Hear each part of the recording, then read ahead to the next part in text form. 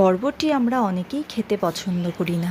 আমি গ্যারান্টি দিয়ে বলছি, এইভাবে বরবটি বাটা বা ভর্তা যে যাই বলে থাকুন না কেন, যদি বাড়িতে বানিয়ে খাওয়া হয় তাহলে কিন্তু নিমেষেই গরম ভাত এক থালা শেষ হয়ে যাবে।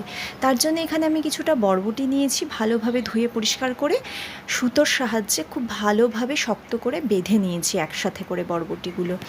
এবার আমি ভাত বসিয়েছি এদিকে, সেই জলের মধ্যে বরবটিটা সেদ্ধ দিয়ে দেবো। তো এবার ভাতের হাঁড়িটা আমি ঢেকে দিচ্ছি। আমার কিন্তু এর মধ্যে চালও দেওয়া আছে, এটা ভাতে সিদ্ধ দিলেই টেস্টটা ভালো হয়।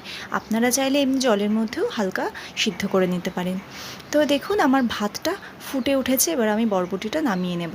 ভাত ফুটে উঠলেই বরবটি নামিয়ে নিতে হবে, নাহলে কিন্তু বেশি সিদ্ধ হয়ে যাবে। এদিকে আমি শুকনো খোলায় কিছুটা কালো জিরে, বরবটির অনুযায়ী কয়েকটা শুকনো লঙ্কা, আমি এখানে 2টো শুকনো লঙ্কা নিয়েছি, আর কয়েক কোয়া রসুন খুব ভালোভাবে নাড়াচাড়া করে ভেজে নামিয়ে নেব। এবার আমি এদিকে একটা মিক্সিং জার নিয়েছি, তার মধ্যে আমি আগে থেকে সিদ্ধ করে রাখা বরবটি আর যেগুলো আমি শুকনো খোলায় ভেজে নিয়েছিলাম, কালো জিরে, রসুন, শুকনো লঙ্কা, সেগুলো আমি সব একসাথে দিয়ে ভালোভাবে একটা মিহি পেস্ট করে নিলাম। আপনারা চাইলে শুকনো লঙ্কার পরিবর্তে কাঁচা লঙ্কাও ইউজ করতে পারেন।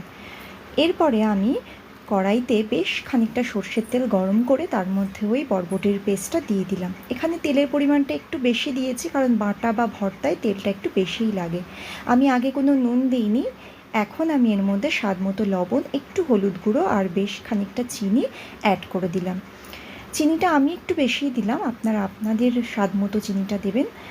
এরপর এটাকে খুব ভালোভাবে নাড়াচাড়া করে শুকিয়ে নিতে হবে। যতক্ষণ না সাইড দিয়ে তেলটা ছেড়ে আসবে ততক্ষণ পর্যন্ত এটাকে শুকিয়ে নিতে হবে। খুব কম উপকরণ দিয়ে এরকম একটা সুস্বাদু রেসিপি কিন্তু আজকে আমার রেডি হয়ে গেল, বরবটি বাটা বা ভর্তা। আমি এটা এখন নামিয়ে নেব।